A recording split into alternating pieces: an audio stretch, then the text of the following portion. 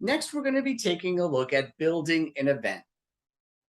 You'll see here when I click into the Events tab that I do have the Add Event button up in the top corner. And when I click on Add Event, this is going to give me a blank slate to build out a new event. You're going to see here in the first section under Main, this is where we're going to be putting in a title for our event.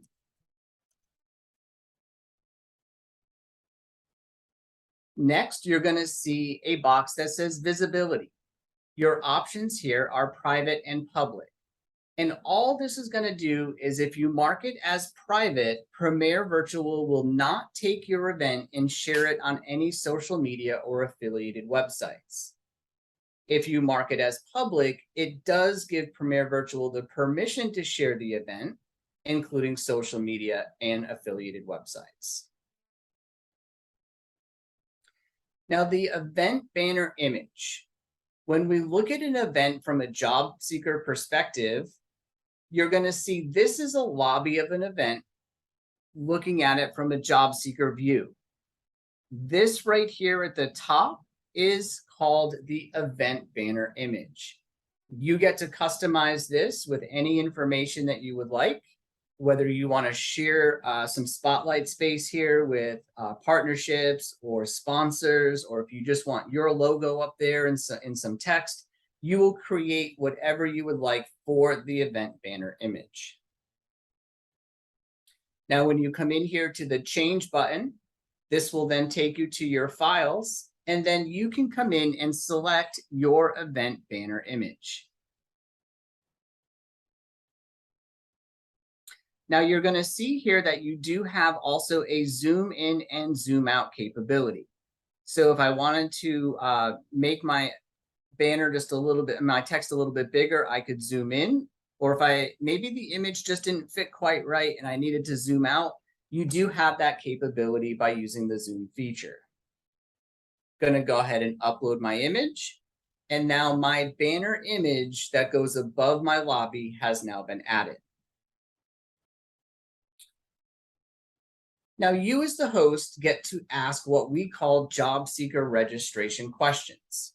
Now, these are going to be questions that you get to ask candidates at the time of registration, and they would be required to answer them. Now, these questions would be any data that you're really looking for out of a candidate. Now, when we add a question, there's 4 different modes of questions that you can ask. You have a single answer question, a multi-answer question, a text input, and a yes/no. So single answer. Are you in Northern or Southern Florida? So down below, you're going to see that I have 2 answer boxes. And I'm going to put one is going to be Northern and the other would be Southern. I'm going to go ahead and add a question. Next one I'm going to do is multi-answer. How did you hear about this event?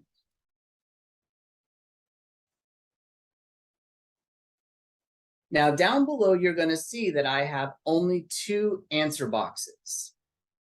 So I'm going to put in social media, email, and then for every additional answer, I'm just going to click on the add answer box.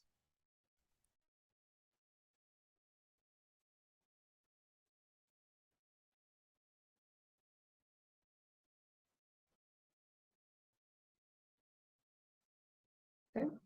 Now, if I go ahead and add another question, the next 2 are kind of self-explanatory. So the text input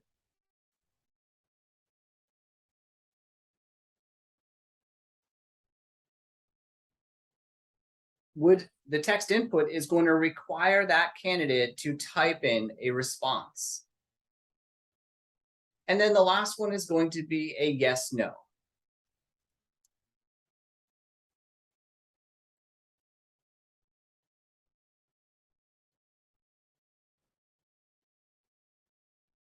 Okay, so you currently employed, and then we're going to give them a yes/no option. Now, as far as the questions, you do have the ability to ask up to 12. The average we normally see is anywhere between 3 to 6.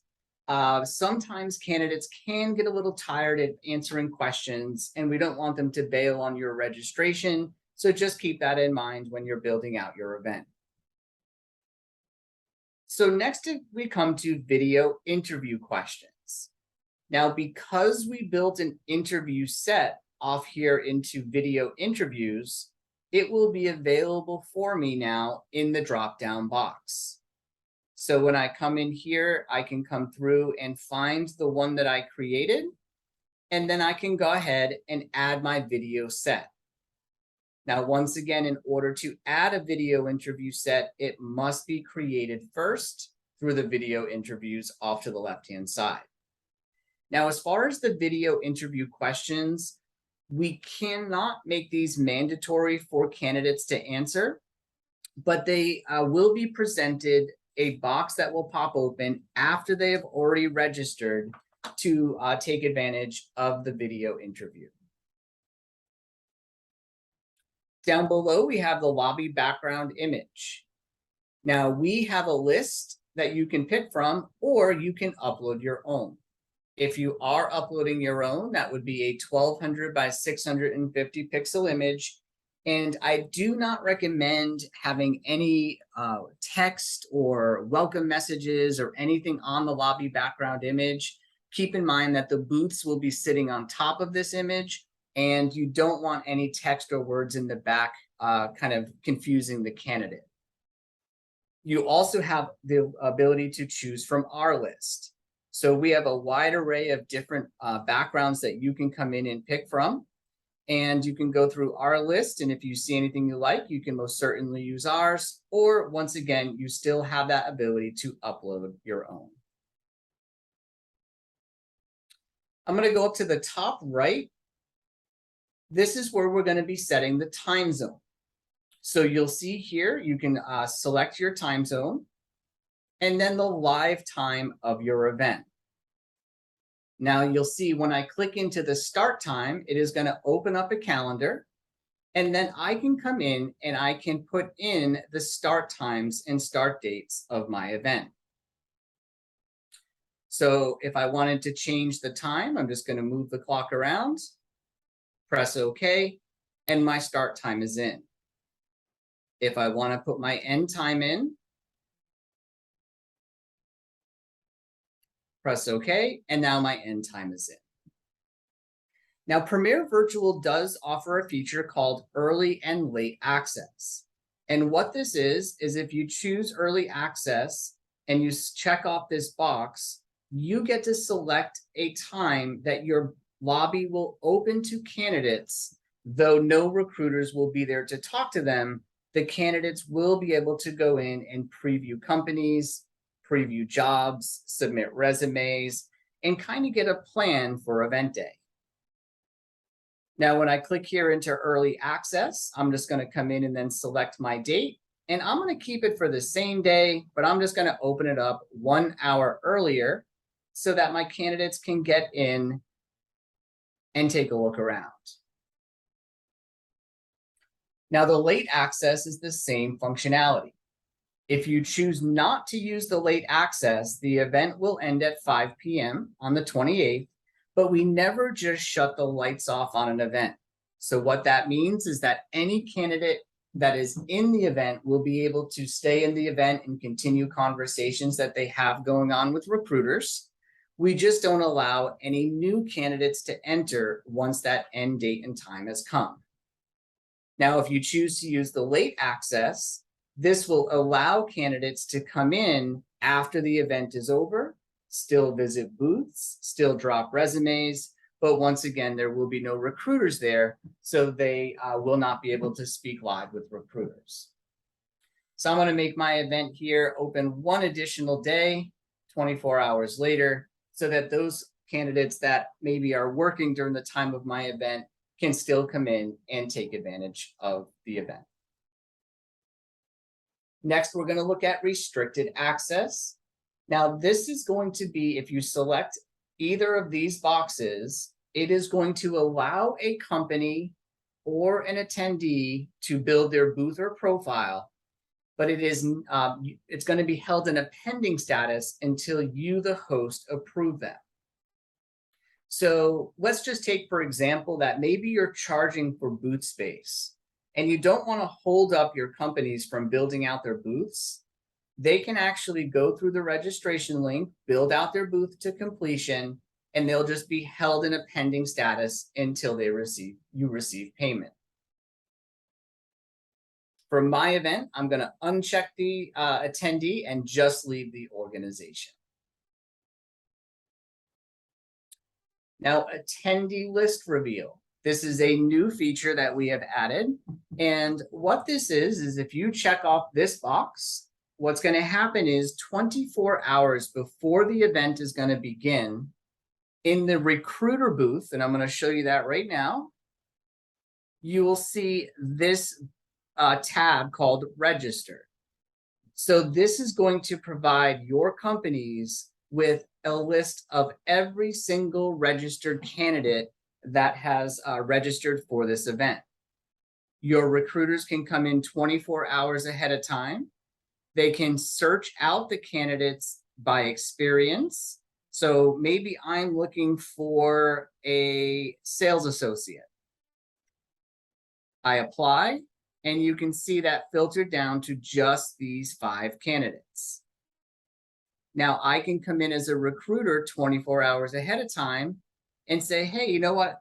I want to take a look at this candidate's profile. I can come in, I can take a look at his profile. I can take a look at his resumes.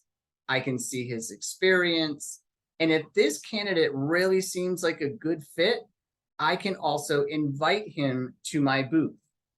Now, by inviting him to my booth, what's going to happen here is that when this candidate signs in, he is going to get a message that is going to state that XYZ company is interested in you. Please visit our booth. And then there will be a hyperlink to your booth for that candidate to come to. Now, once again, the attendee reveal list is up to you if you want to add this to your events. The scheduling feature. Now, the scheduling feature, we have an open chat. So candidates can just go from booth to booth. They can reach out to recruiters. Recruiters can reach out to them when they visit their booths. Or you can add the scheduling feature. Now, the scheduling feature, if you choose to add it, what's going to happen here is that when I go in as a job seeker and I go visit a booth, every single booth in your event will now have this schedule interview button. Now, when I click on this, you're going to see that there's no time slots available. That simply means that the recruiter did not put time on their calendar to do one-on-one interviews. If your event is going to have the scheduling feature, we do recommend that when you do the recruiter training with us, that we are aware of it so that we can mention it to the recruiters to make sure that they do put time on their schedule. Now, what this allows the candidate to do is to come into a booth, look at the about section, look at the job postings and say, hey, I really want to talk to this company, but I want to see what other opportunities are out there. They can schedule a time to talk with this company and then go back to the lobby and continue their journey through the other booths in the event. Now, if you choose to have the scheduling feature for your event, just check off the box. We'll add that schedule interview button to every booth. If you take it away, we will take that schedule interview box out of every booth. Email notifications. So Premier Virtual does send out 4 emails to attendees and 4 emails to organizations to remind them of the event. They're going to get an email when they register, so there will be a welcome email. If you ever want to see what we are sending, just click on the small circle off to the right, and then you'll be able to come in here and see exactly what it is that we are sending out. Now, we also send out one 24 hours before an event is about to begin. We send out another once the event has gone live. And then we send out another one just after the event begins for any candidate that has not logged in yet. Now you'll see that we send the same schedule out to the organizations. So they are going to get a welcome, a 24-hour reminder, 30 minutes before, and then a few minutes after the event has begun, they're going to get another one if they have not logged in yet. So that is all on the first step of building out an event. Now what we're going to do is we're going to save these changes and we're going to move then to registration page setup.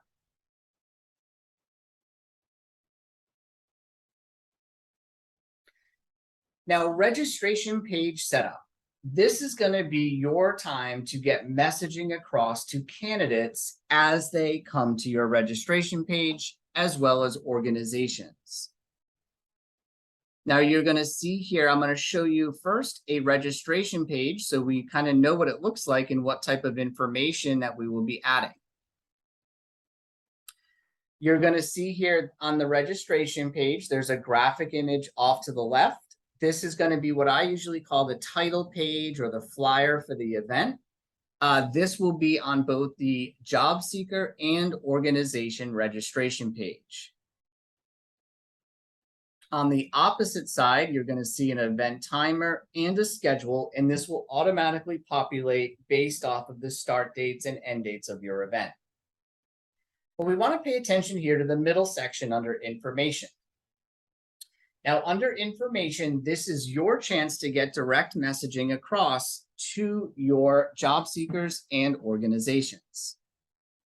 Now, a lot of times this is kind of like a what to expect, or what type of companies might be at the event, or maybe even links or phone numbers, websites to resources that the candidates can reach out to before the event so that they can get better prepared. Now, right below that, you're also going to see event videos.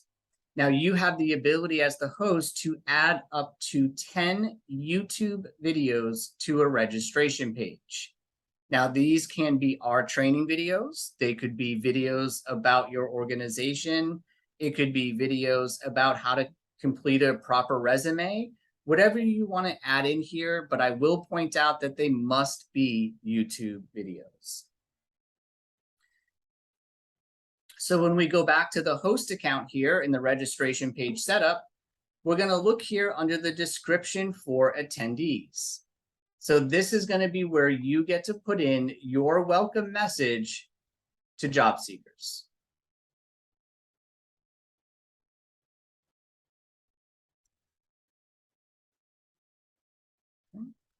Now, once you have your messaging in, you can use any of the formatting tools above.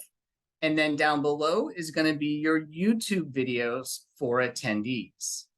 Now, once again, you are always welcome to use our YouTube videos if you choose to. We do have one that you can use that does say it's how to set up your job seeker profile and get registered for an event. And you are always welcome to use our training videos on your registration page. Now, if I go down a little further, the description for organizations, it's exactly the same setup, except now your messaging is to companies instead of candidates. Same thing with your videos. Your YouTube videos are now going to be geared towards a company instead of a candidate.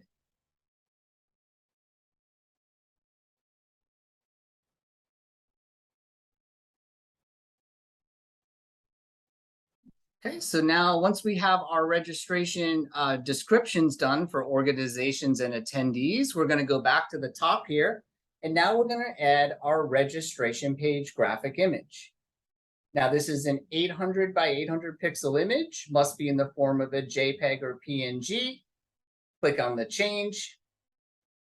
And then you're going to go in and find the image that you want to use. And then you have that same zoom in and zoom out capability. And if you do zoom out and end up with any white space around your edges, you can always come into the background colors and change that to whatever color that you would like.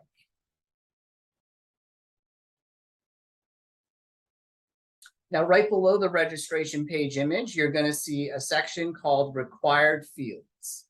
Now, these are going to be optional to you to select, but these would be requirements that you're making for an organization or an attendee to complete during their setup wizard. Now, if you do check off anything in these boxes, the candidate or the company will be required to fill that section out in order to continue on the setup wizard. So let's say, for example, for required fields for organizations, I definitely want a logo, and maybe I want my job postings. Now, for attendees, every event is different. So a resume may be an obstacle for an entry-level type of a job fair. If you're doing a job fair for a hospital and it's, a healthcare, job fair, maybe resumes could be required. If you check off anything in here, it will make it required for the candidate to enter that information in the setup wizard. And then right below that, you're going to see Top Resume free resume review. So Top Resume is a third party that we work with that does a complimentary resume review if the candidate opts into it. Now, Top Resume also offers upgrade fees for resume rewrites and additional assistance, but the initial is going to be a complimentary review. Now, if you want Top Resume to be added in as a feature for your job seekers to utilize, just check off the box. If you do not want it to be part of your event, uncheck the box and you will not see Top Resume anywhere in your event. Last thing on the registration setup is going to be your marketing settings. If you have a Facebook Pixel account or Google Tag Manager account, you can put your codes in here and it will track how your candidates are coming to the registration page. The reporting does not go to Premier Virtual. It will go to your Google Tag Manager or your Facebook Pixel.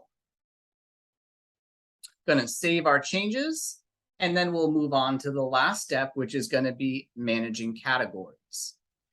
Now, categories are a way for a host to really break down a lobby into different, let's say, buckets.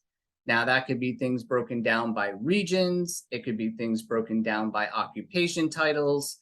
But also want to keep in mind that in our lobby, we do have a search feature for job seekers to use. So when I switch back over to my job seeker profile, I'm in the lobby of an event. These white boxes are going to be categories, but the job seeker also has the ability to filter out booths based on their filters above. Now, if I live in South Florida, I could click into South Florida, but I can also use these filters. So if I was looking for something in retail, I can apply that filter and it's just going to show me the companies that have some type of a job in retail. If I want to break it down a little further and go into a job title filter, there's the two companies that fit my criteria. I can clear my filters and I can go right back to where I was. So when you're building out your category section, just keep that in mind that the candidates will have that ability to really go through and filter out whatever they would like anyway, based on categories and titles.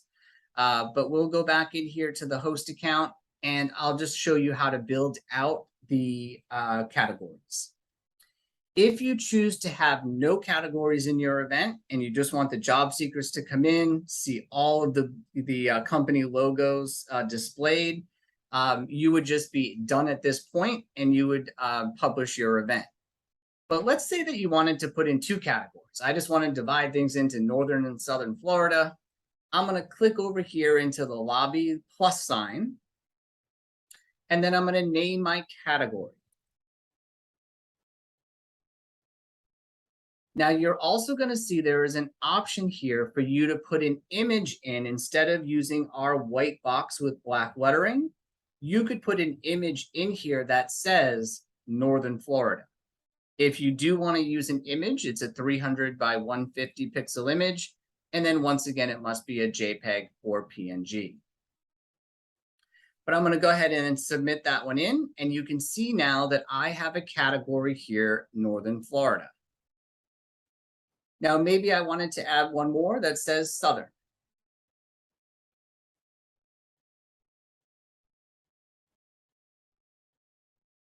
And then maybe I just want one additional that is going to be a help desk.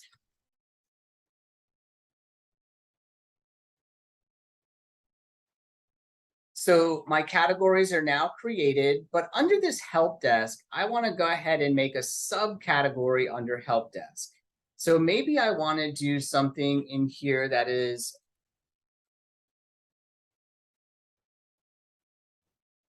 resume assistance.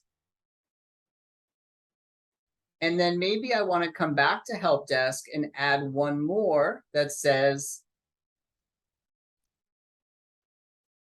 event assistance. So you can see here that under help desk, I've actually created two subcategories under help desk. Now, once your event is built, you have a choice here of either going to the event dashboard, which will save your event and just keep it there until you're ready to publish it, or you can go ahead and publish the event. Now, when you publish an event, all that is going to do is create live registration links. So if you were to go to Event Dashboard, I am now at my Manage Event dashboard, and you're going to see that my event still is not published, and I do not have registration links at this point.